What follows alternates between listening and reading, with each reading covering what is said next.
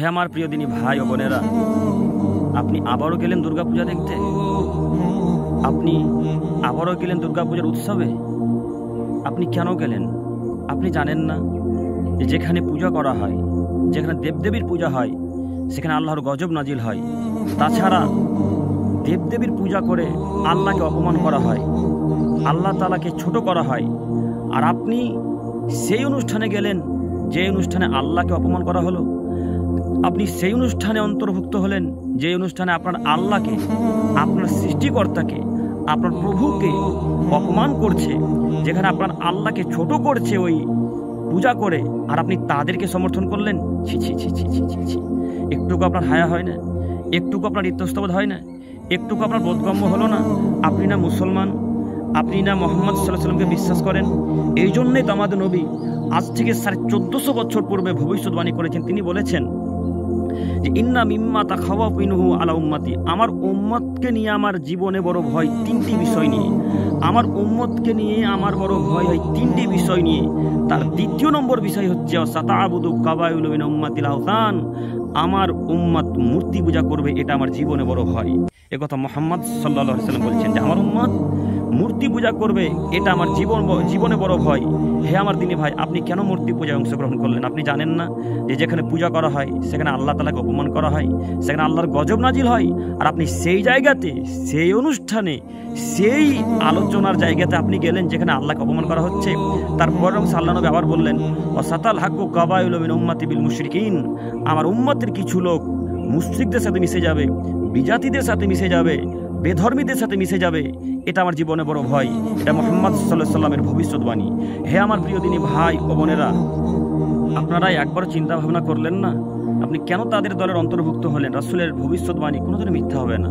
আপনাকে আমি অনুরোধ করে বলতে চাচ্ছি, আপনারা কিসের ভিত্তিতে তাদের উৎসবে গেলেন, তাদের অনুষ্ঠানে গেলেন? আপনারা একবার চিন্তা ভাবনা করলেন না যে তারা তো আমাদের ঈদে, আমাদের বকরা ঈদে, আমাদের ইফতারের সময় কেউ তো এলো না। কই একজন তো আপনার সাথে লাইলাতুল কদর রাত্রি পালন করতে আসেনি। কই আপনাদের সাথে কোনো হিন্দু বা খ্রিস্টান ভাইরা কেউ তো আপনার সাথে ঈদের সালাত আদায় করতে আসেনি। কিংবা কোনো হিন্দু ভাই তো একদিনও জুমার সালাত আপনার সাথে আদায় করতে এলো না। কোনো হিন্দু ভাই বা কোনো অন্য ধর্মের লোক আপনার সাথে একদিন উদযাপন করেছেন? কেউ খুশি পালন করেছে আপনার সাথে যে হ্যাঁ চলো তোমাদের ঈদ তো আমরাও আজকে ঈদে খুশি পালন করব, তোমাদের আজ বকরা ঈদ তো আমরাও গরু ছাগল কাটবো বা খাসি কাটবো? এরকম কোনো হিন্দু বা খ্রিস্টান ভাইকে দেখেছেন? না, দেখতে পাবেন না। কেন? আপনাদেরকে তারা মানুষই মনে করে না।